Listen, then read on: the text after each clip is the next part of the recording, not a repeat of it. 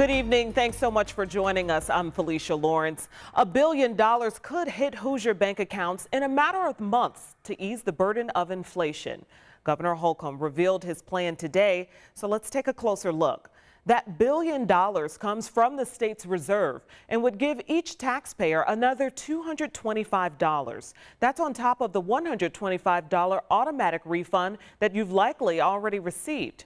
And it's not a done deal yet. Governor Holcomb plans to call a special session before the end of the month for lawmakers to sign off.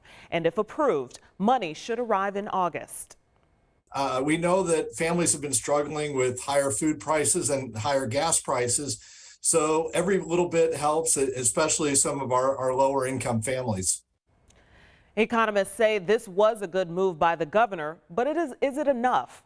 Tonight, Lauren Kostick talks with some of Indy's hardest hit families to see the struggle they're facing and shares the local effort to offer support.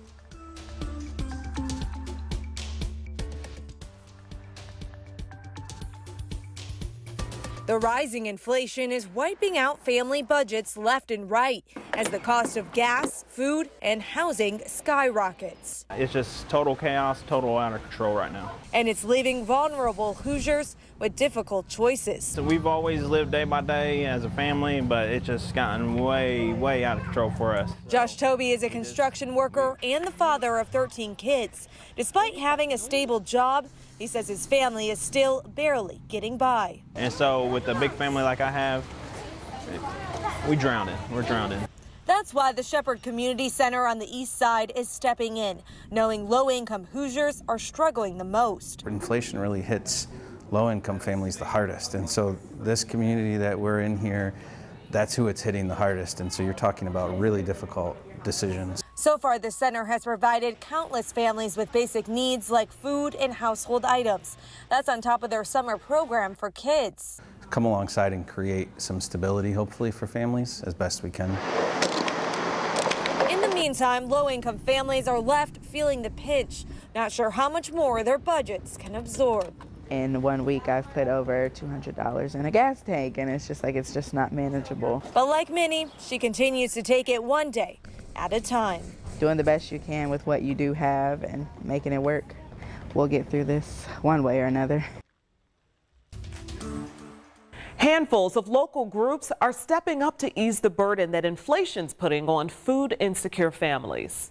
Indigo started its food in transit program this week, offering fresh, affordable, and locally grown produce for riders. This year, they started the pay what you can option, meaning people who can't afford to pay full price can still get food.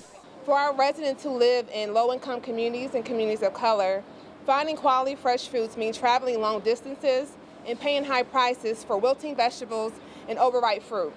Volunteers with Gleaners Food Bank also recently restarted their Care Mobile Pantry summer program. They hosted a giveaway at John Marshall High School this past weekend. Now with the economic price inflation, we've seen those numbers climb back up above 1,500 households again. The hardship is back in a different way for the neighbors we serve. The Salvation Army is also seeing a significant rise in food demand with a 21% increase in families needing assistance. That number could double this month alone. We just want to make sure that individuals know that the Salvation Army is available. We have details on all these programs posted on WTHR.com and ways you can help get involved.